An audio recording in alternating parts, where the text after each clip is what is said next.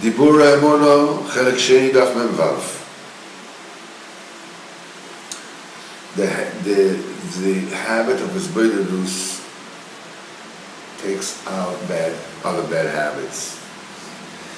It's the way of a person to be more heter for himself. Let it slide. There is something, there's a Dvar Eser in it, but I'm different. How can these things hurt?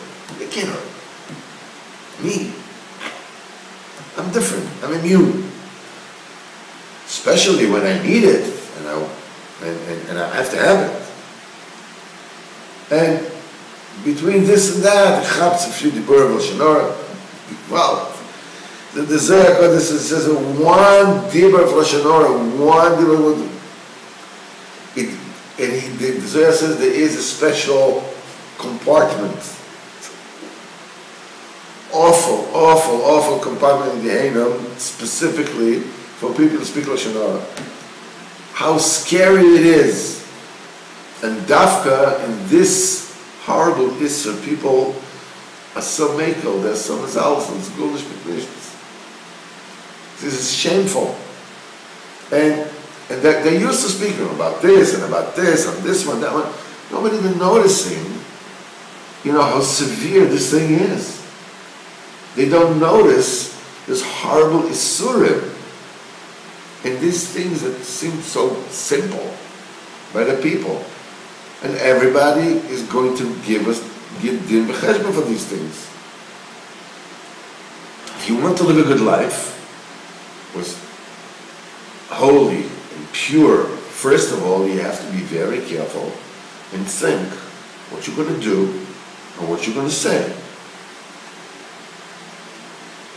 Zohar says, it says all kinds of years that a person should, things that a person should be very careful, actually, I'll tell you something. I have to tell the story. I told you this story off camera, but I think it's needed to be told because that I went to be Messiah with somebody to talk about with somebody, very senior.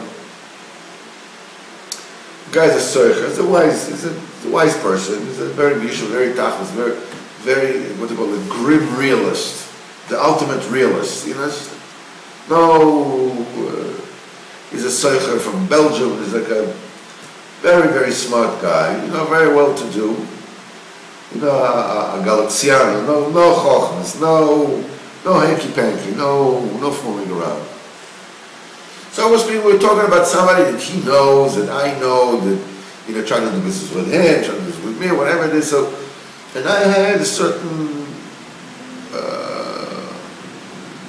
I was upset with this guy, because he didn't really do anything really wrong, but he behaved in a way that I felt slighted, blah blah blah blah, whatever. Okay. So I speak to this guy and I said, I had this thing with this guy, whatever it is. We ended up talking about this guy. And I was talking to Shonara. I was talking to Shonara about this guy. I didn't say the good stuff about the guy. Whatever the guy said that he's going to pay, he paid the whole thing. It took some time, but Alavai should be like the other guy, but when it comes to those things. I spoke to Shonara. You're speaking with somebody, having a good time, you want to make a good impression, and there's a certain pleasure, sitting and speaking of Shonara. That night, I went to make his bedadus. And I went, what did I do? I spoke with Shonara on this guy, and I was machshil the person that I was speaking to by telling him the Shonara.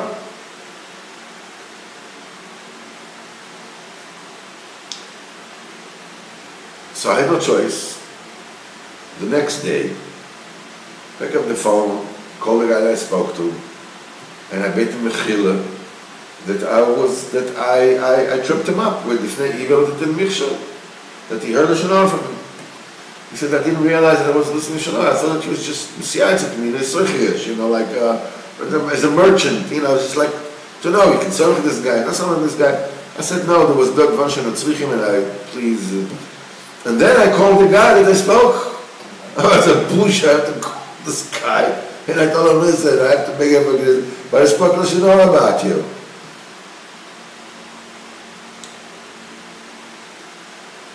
If I wouldn't go to make his Beidadus, it would have never crossed my mind to call him up.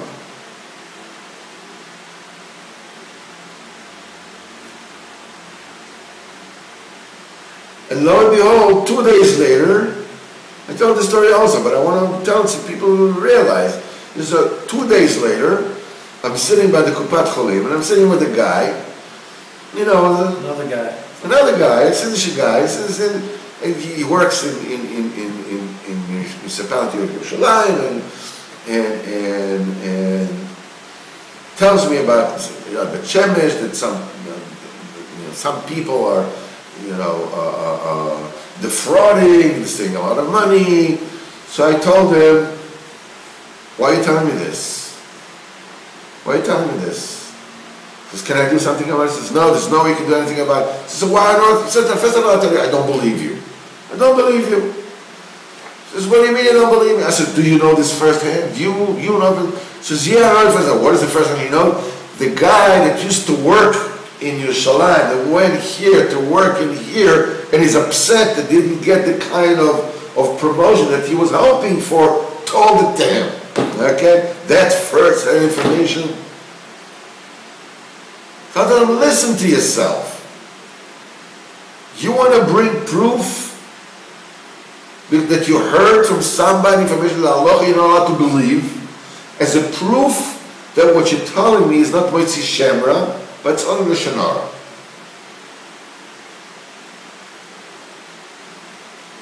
Would you yourself tell me that there's absolutely no toyelos for me? There's nothing you can do about it. Where's your head? He says, well, then you can't even read Amodia, he tells me. So I can go read Amodia. He says, no, if you're one of those. What are we talking about? That's Shlemasl, one of those. So, give me the Torah. I said, give me the Torah instead. So he gave me the Torah. Told me the Torah. He says, Avraham Avinu said, Michut v'atzroch na'al. He said, told Melchizedek, or the Melech Sdom, the king of Sdom.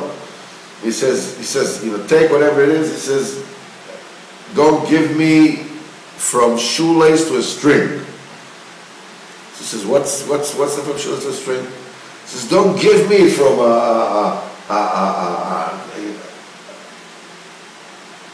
the world biggest yacht to a shoelace. I won't take from you. What is shoelace to a string? What is from this to this? This is when you go and you see the Arabs, the way they're dressed today, the way they used to behave, is they have shoelaces on their shoes and they have strings around their heads. So it means I'm not taking from the shoelaces all the way to the string. Your entire thing. I don't want anything from you. So he told me about Torah. See what you answer that. I'm telling you this straight out. If I wouldn't have stumbled by speaking Lashon Hara and making his Beidadus and asking myself, where on earth am I taking myself with this? And I had to put myself through this embarrassment of having to call these people and tell them, I wouldn't have come to the other guy. I would have listened to him and then, you speak about this one, talk about that one. He says, how many things you have to be careful, not to falter than just from habit. He says, this Chilul Shabbos is possible in every single limb of a person. In the mouth, not to speak Dvarim B'Teilem. In the legs, not to go out of the tchum. In the hands, not to do malacha. In the moyach, don't think about think about work on Shabbos. On Shabbos, you need a heilige moyach. On every single step, you can reach on Chilul Shabbos without even knowing, without even recognizing it. The only medicine for this is his Beidadus. Person gets himself used to his Beidadus. Shbo helps him. He shouldn't cheat himself. He'll discover all the bad traits inside him.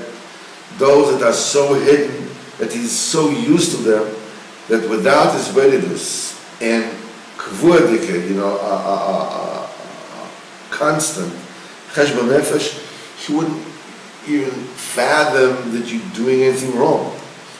Only his Beidadus Kavua, and I'm telling you this to myself again and again and again, because the pastor there was very tired, saying he's only got 15 minutes and this and that. He doesn't do Kavua, midei yom b'yoymai, every single day, as a koyach to yank from the root the bad habits that are deeply hidden in the heart of the man, that without his Beidadus you will never, ever, you wouldn't suspect that they exist.